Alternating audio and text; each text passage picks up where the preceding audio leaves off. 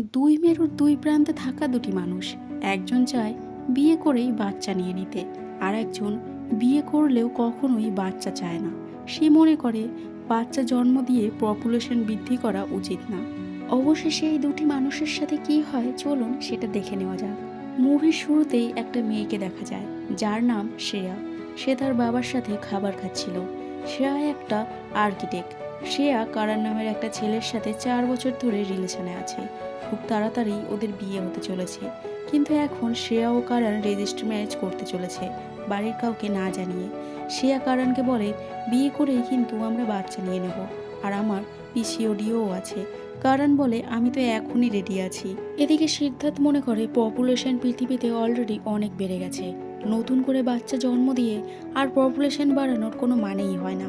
সিদ্ধার্থ একজন ইঞ্জিনিয়ার। সবুজ ঘেরা বিল্ডিং তৈরি করা ওর একটা স্বপ্ন। সেই প্রজেক্টটি অফিসে ক্লায়েন্টদের দেখাচ্ছিল, কিন্তু বাজেট থেকে কেউ সেমনভাবে রাজি হয় না। বলে ভাবনা চিন্তা করে জানাবে। এরা দুজন সিদ্ধার্থের বেস্ট ফ্রেন্ড। সে তো গে, কিন্তু সে তো বাচ্চা চায়। গৌরা এই গে প্যারেন্টিংয়ের বিপক্ষে। সে তো স্পার্ম ডোনেট করে বাচ্চা অ্যাডপ্ট করতে চায়। সিদ্ধার্থ বলে, আমরা এই পৃথিবীতে বোঝ হয়ে আছি, তুই আবার নতুন করে বাচ্চা জন্ম দিয়ে পপুলেশন কেন বাড়াতে চাইছিস?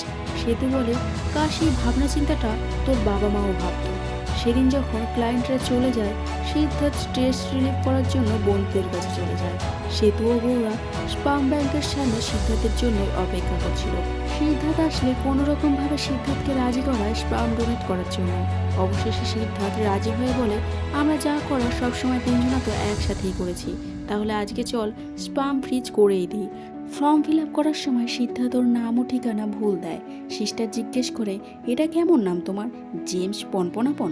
সিদ্ধার্থ বলে, আপনি শর্ট করে পি জেমসও বলতে পারেন। আর এই পি জেমস নামেই রেজিস্টার হয়ে যায় সিদ্ধার্থের নাম। ফার্ম ফ্রিজ করে তিনজনা ফ্যাশন শো দেখতে যায়, যেখানে সিদ্ধার্থের গার্লফ্রেন্ড নিরুপমা র্যাম্প ওয়াক করছিল।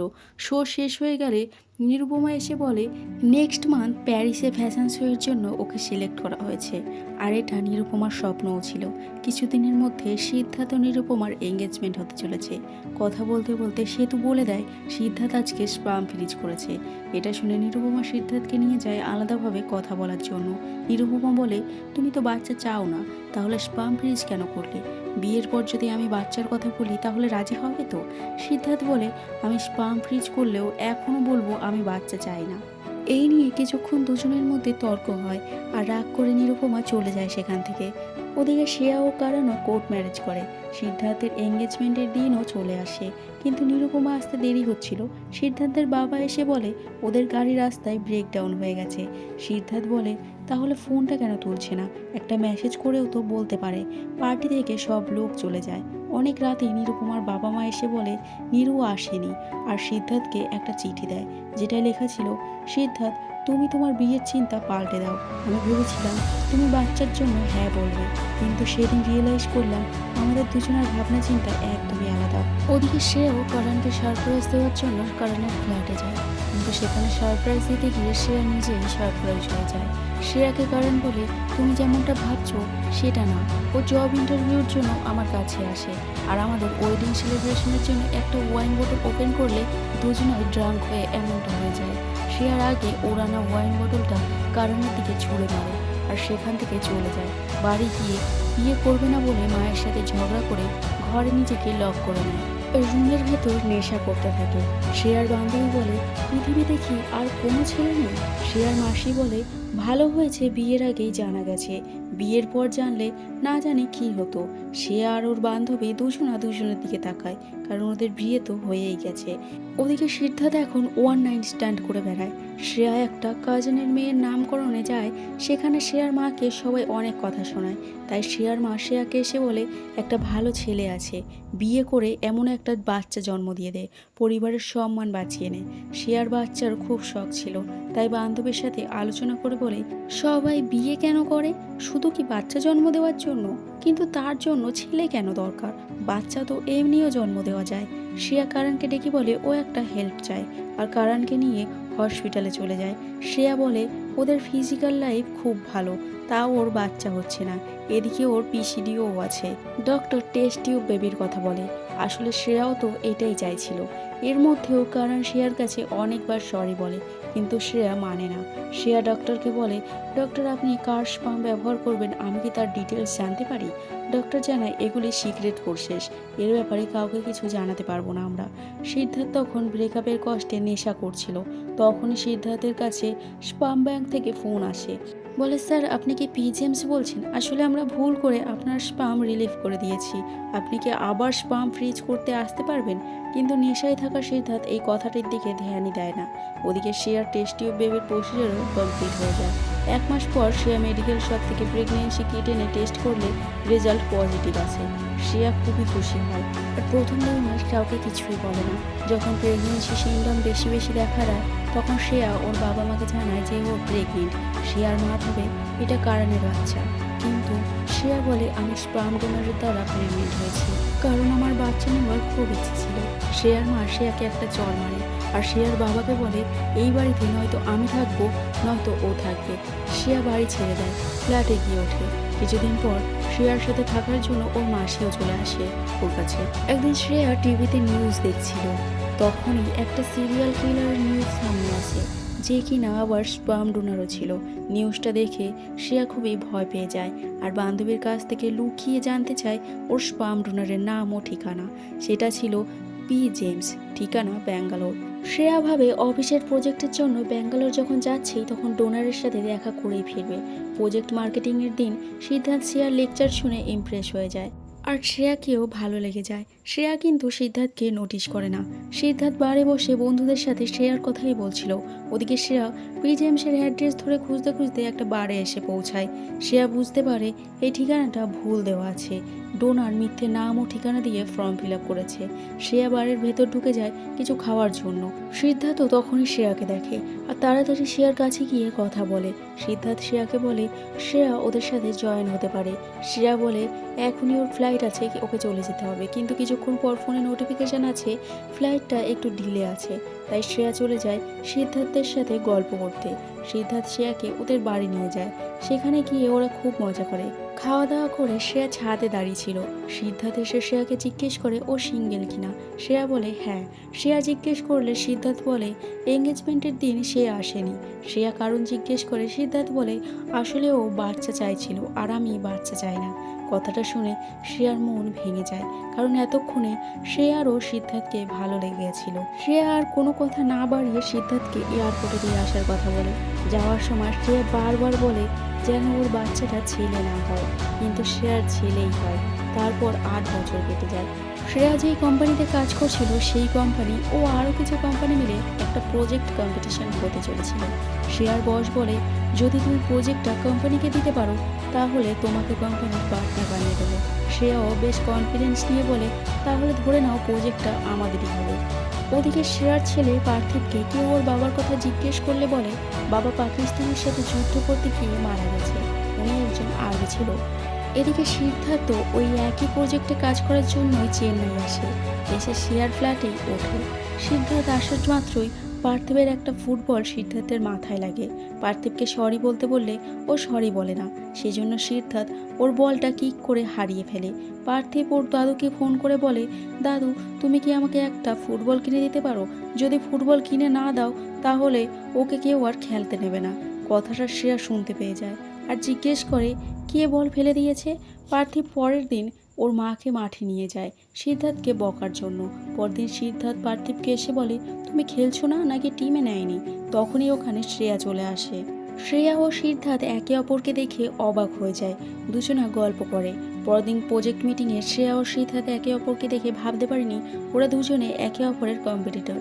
মিটিং শেষ করে দুজনে একটা রেস্টুরেন্টে গিয়ে সময় কাটায়। শ্রেয়াকে ওয়াইন খেতে দেখে সিদ্ধার্থ বলে তুমি ওয়াইন খাওয়া শুরু করে দিয়েছো?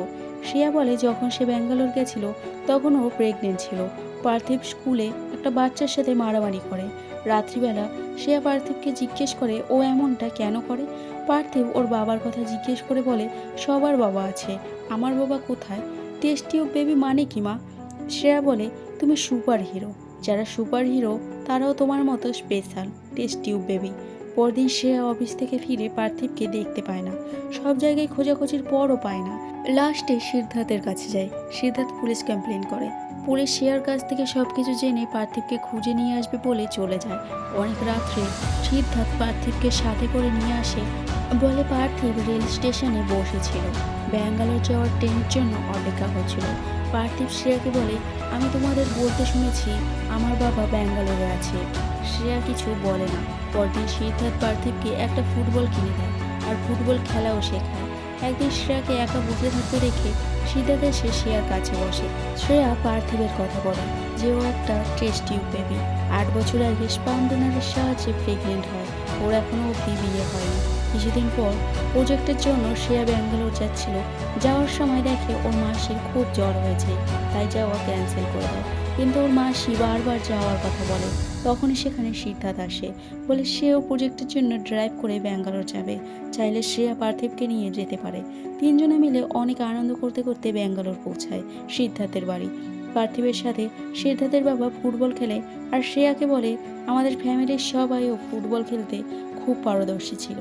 কিন্তু সিদ্ধার্থের বাবা তো এটা জানতোই না যে পার্থিবও ওদের ফ্যামিলিরই অংশ। সবাই মিলে খাওয়া দাওয়া করছিল, তখনই সেখানে গৌরা হঠাৎ করে নিরুপমাকে নিয়ে আসে সিদ্ধার্থকে সারপ্রাইজ দেওয়ার জন্য। কিন্তু শ্রেয়াকে দেখে চমকে যায়। সিদ্ধার্থ নিরুপমাকে ফ্রেন্ড বলে পরিচয় দেয় শ্রেয়ার সামনে। পরে গৌরা সিদ্ধার্থকে বলে নিরুপমা ফোন করে তোর কথা বলছিল, সেই জন্যই নিয়ে এসেছি। নিরুপমা সিদ্ধার্থকে বলে তুমি ফ্রেন্ড কেন বললে, এক্স গার্লফ্রেন্ডও তো বলতে পারতে। সিদ্ধার্থ কিছু বলে না। নিরুপমা বলে ওর চেন্নাইয়ে একটু কাজ আছে, ওকে সিদ্ধার্থের সাথে একসাথে যেতে পারবে। সিদ্ধার্থ আসতে বলে। ফ্ল্যাটে ঢোকা মাত্রই সিদ্ধার্থকে নিরুপমা হাক করে। তখনই শ্রেয়া রুমে আসে লাগেজ নিতে আর ওদের দেখে মন খারাপ করে চলে যায়। নিরুপমা সিদ্ধার্থকে বলে আসলে তোমাকে দেখেই পুরনো কথা মনে পড়ে যায়। আমি এঙ্গেজমেন্টে আসিনি, তারও অনেক কারণ ছিল, কিন্তু সেটার জন্য আমি কোনো রিগ্রেট করি না। আমাদের বিয়ে হলেও আমরা আলাদা হয়ে যেতাম। আমি শুনেছিলাম তুমি এখনও বিয়ে করনি, কারণ তুমি আমাকে এখনও ভুলতে পারোনি। আমি সব সময়ের জন্য তোমাকেই ভালোবাসি। আমি আর একটা সুযোগ চাই। সিদ্ধার্থ কিছু বলে না, রুমে চলে যায়। পরদিন পার্থিব আসে সিদ্ধার্থের কাছে ও স্কুল টিমে সিলেক্ট হয়েছে এটা বলার জন্য। ওদের হাসি মজা খুনসুটি দেখে নিরুপমারও খুব ভালো লাগছিল। পরদিন অফিসে শ্রেয়া সিদ্ধার্থকে ইগনোর করলে সিদ্ধার্থ বলে আমাকে এইভাবে শত্রুর মতো কেন ট্রিট করছো, এটা তো শুধুমাত্র একটা প্রজেক্ট, এটা কি এতটা জরুরি নাকি? শ্রেয়া বলে অনেক কষ্ট করে রাত দিন এক করে কেটেছি, তোমার কাছে ইম্পর্টেন্ট না হলে এটা আমার কাছে খুবই ইম্পর্টেন্ট। যাই হোক, পার্থিবের বার্থডে পার্টিতে আসছো তো, তোমার জিএফ কেউ নিয়ে এসো। সিদ্ধার্থ বলে ওটা আমার জিএফ না, এক্স। শ্রেয়া বলে ও রানওয়ে ব্রাইড। এখান থেকে সিদ্ধার্থ একাই চলে যায়, শ্রেয়া সিদ্ধার্থের সাথে যায় না। বিকেলে পার্থিব আর সিদ্ধার্থ খেলছিল। শ্রেয়া এসে পার্থিবকে ডেকে নিয়ে যায়। পেছনে বসে থাকা নিরুপমা নোটিশ করে কিভাবে সিদ্ধার্থ শ্রেয়াকে দেখছে। পার্থিবের বার্থডের দিন নিরুপমা সিদ্ধার্থকে বাইরে একটু ঘুরতে যাওয়ার কথা বলে। সিদ্ধার্থ যেতে চায় না। নিরুপমা বলে ও কালকেই চলে যাবে। যেদিন থেকে এখানে এসেছে সিদ্ধার্থ একদিনও ওর সাথে সময় কাটায়নি। সিদ্ধার্থ বলে আজকে পার্থিবের বার্থডে, আমি প্রমিস করেছি ওকে যাব। নিরুপমা কিছুক্ষণ চুপ থাকার পর সিদ্ধার্থকে বলে তুমি শ্রেয়াকে পছন্দ করো তাই না? কথাটা শুনে সিদ্ধার্থ অবাক হয়ে নিরুপমার দিকে তাকিয়ে থাকে। তারপর নিরুপমা বলে প্রথমে যখন সন্দেহ হয়েছিল তখন মনকে বুঝাই তুমি তো বাচ্চা ভালোবাসো না, তাহলে একজন বাচ্চা সমেত সিঙ্গেল মাদারকে কিভাবে ভালোবাসতে পারো? কিন্তু তুমি যেভাবে ওকে দেখতে বুঝতে পারি আমার ধারণা ভুল। শুরু থেকে এইভাবে থাকো বলে তুমি এখনও অবধি রিয়েলাইজ করনি যে তুমি ওকে ভালোবেসে ফেলেছো। ভালোবাসায় তোমার আচরণ কেমন হবে সেটা আমি জানি। নিরুপমা চলে যায়। সিদ্ধার্থকে ওর বস ফোন করে বলে প্রজেক্ট আমরাই পাবো। সিদ্ধার্থ জিজ্ঞেস করে কিভাবে বুঝলেন আপনি? বস বলে ওই কোম্পানিতে আমার একটা লোক আছে, ওদের সব ডাটা আমি পেয়ে গেছি। ওদিকে শ্রেয়া আর পার্থিবও জন্মদিনে সিদ্ধার্থের জন্য অপেক্ষা করছিল। কেক কাটিংয়ের সময় সিদ্ধার্থ ওখানে পৌঁছায়। পার্টির শেষে সিদ্ধার্থ ওয়াশরুমের কথা বললে শ্রেয়া ওর রুমে যেতে বলে। সিদ্ধার্থ শ্রেয়ার একটা ফটো দেখতে গিয়ে শ্রেয়ার ল্যাপটপটা চালু হয়ে যায়। সিদ্ধার্থ ল্যাপটপটা কিছু না বুঝেই চেক করতে থাকে। তখনই সেখানে শ্রেয়া এসে সিদ্ধার্থকে ভুল বোঝে, ভাবে ও ডাটা চুরি করতে এসেছে আর সিদ্ধার্থের কোনো কথা না শুনেই ওকে চলে যেতে বলে। সিদ্ধার্থ ওখান থেকে বেরিয়ে সোজা ব্যাঙ্গালোরে নিজের বাড়ি চলে আসে। শ্রেয়া অফিসে গিয়ে জানতে পারে প্রজেক্টটা ওরাই পেয়ে গেছে, এমনকি ওদের অপোজিশন লাস্ট মোমেন্টে পিছিয়ে যায় আর ওদেরকেই রেকমেন্ড করে। শ্রেয়া সিদ্ধার্থের কথা ভেবে মন খারাপ করে ফ্ল্যাটে ফিরতেই পার্থিবকে আবার খুঁজে পায় না। পুলিশ কমপ্লেন করলে পুলিশ বলে আপনি আবার আপনার ছেলেকে হারিয়ে ফেলেছেন। রাতে শ্রেয়ার কাছে ফোন আসে সিদ্ধার্থের। ও বলে পার্থিব ব্যাঙ্গালোরে গেছে ওর কাছে। পরদিন পার্থিবের ফাইনাল ম্যাচ ছিল। সিদ্ধার্থ পার্থিবকে ডাইরেক্ট খেলার মাঠে নিয়ে আসে। শ্রেয়াকে বলে ম্যাচের পর পার্থিবকে যা বলার বলতে। পার্থিব খেলতে চলে যায়। এদিকে সিদ্ধার্থ শ্রেয়াকে বলে থ্যাংক ইউ, ফাইনালি তোমার জন্যই আমি জব থেকে কুইট করতে পেরেছি। 8 বছর ধরে এই জবটা ছেড়ে নিজের ব্যবসা শুরু করতে চাইছিলাম, কিন্তু পারিনি। সত্যি বলতে এখান থেকে চলে যাওয়ার পর তোমার জন্য, পার্থিবের জন্য খুব মন খারাপ লাগছিল। ভেবেছিলাম নিজের ব্যবসা দাঁড় করিয়েই তোমার সাথে দেখা করব, কিন্তু হলো না। পার্থিব যখন আমার কাছে আসছিল তখন আমি চেন্নাইয়ে আসতে যাচ্ছিলাম তোমার সাথে দেখা করার জন্য। সত্যি কথা বলতে আমি জীবনে কি মিস করেছি সেটা তোমরা আমাকে বুঝিয়েছো। আমি পার্থিবকে নিজের ছেলের মতো খেয়াল রাখবো। আসলে না, পার্থিব আমারই ছেলে। সিদ্ধার্থ শ্রেয়াকে প্রপোজ করে, শ্রেয়াও অ্যাকসেপ্ট করে।